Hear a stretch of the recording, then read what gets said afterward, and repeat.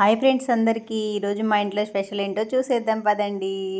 ఈరోజైతే చికెన్ చేస్తున్నాను, ఒకవైపు అయితే జున్ను కూడా తయారు చేస్తున్నాను అనమాట. జున్ను గట్టిగా గడ్డలాగా ఎలా తయారు చేయాలో అయితే కొంతమందికి చాలామంది తెలిసి ఉంటుంది, తెలియని వాళ్ళు అయితే చూడండి. పదండి, లేట్ చేయకుండా వీడియోలోకి వెళ్దాం.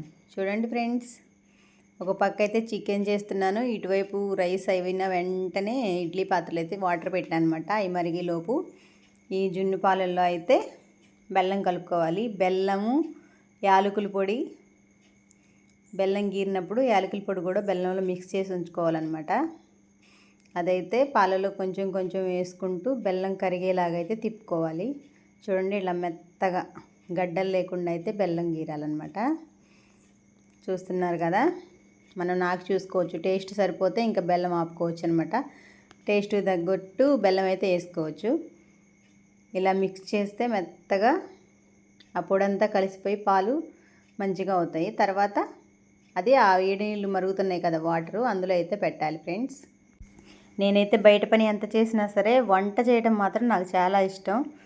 గిన్నెలు అయితే పద్దాక తోమను, రోజులో ఒకసారి తోముతాను, కానీ వంట మాత్రం ఏది చేయమంటే అది చేసేస్తాను అనమాట. వంట చేయడం అంటే నాకు బాగా ఇష్టం అనమాట.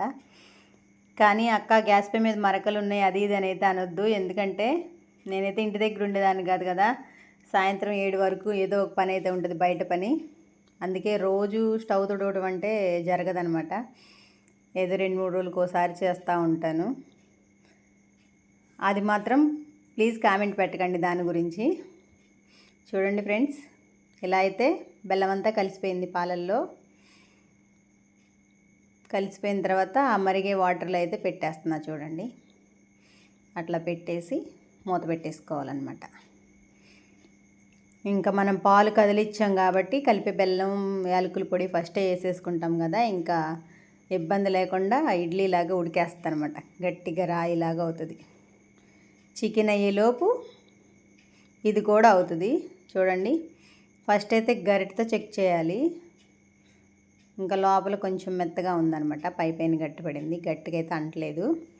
ఇంకా కొంచెం సేపు ఉడకనివ్వాలి. చూడండి, ఇంకొక 5 నిమిషాలు ఉడకనివ్వాలన్నమాట. 5 నిమిషాల తర్వాత ఇంకా ఏలుతో టచ్ చేసి చూడొచ్చు. ఉడికింది అనిపించినప్పుడు తీయాలన్నమాట. ఈలోపు చికెన్ అయితే రెడీ అవుతుందన్నమాట. చికెన్లో ఈ గుడ్లు అయితే ఫస్ట్ వేయకూడదు, ఎందుకంటే గుడ్లు నలిగిపోతే అది చికెన్ స్మెల్ మారిపోద్ది అనమాట, మంచిగా ఉండదు. అందుకే కూర ముక్కలన్నీ వేగిన తర్వాత లాస్ట్లో నూనెలో మునిగేటట్టు వేసి పైన కప్పేస్తే మాత్రం గుడ్డు చెదరకుండా అయితే ఉడికిద్ది. నేనైతే ఈ విధంగా చేస్తాను. ఇంక ఇప్పుడు ఎసరు పోసేసుకుంటే చక్కగా కూరతో పాటు గుడ్లు కూడా ఉడుకుతాయి అన్నమాట. ఫస్ట్ అయితే తిప్పేటప్పుడు అంతా పాడైపోతుంది. చూడండి ఫ్రెండ్స్, ఇంక ఇదైతే ఉడికే ఉంటుంది.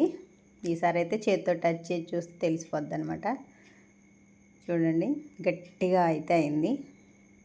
అదిగోండి చూడండి, ఇంకా అసలు ఏ మాత్రం అనేది లోపల ఏం తేడా లేదు, బాగుంది. ఇప్పుడు ఇంకా దింపేసేయచ్చు అనమాట. మీరైతే ఎలా వండుకుంటారో జున్ను మాకు తెలియదు. నేను మాత్రం జున్ను ఇలానే వండుతాను. మాకు గేదెలు ఉన్నప్పుడైనా అంతే, ఇప్పుడైనా ఎవరైనా గేదెలు ఇన్నప్పుడు ఇస్తారు కదా, అప్పుడు ఇలా అయితే వండుకుంటాం అనమాట జున్ను.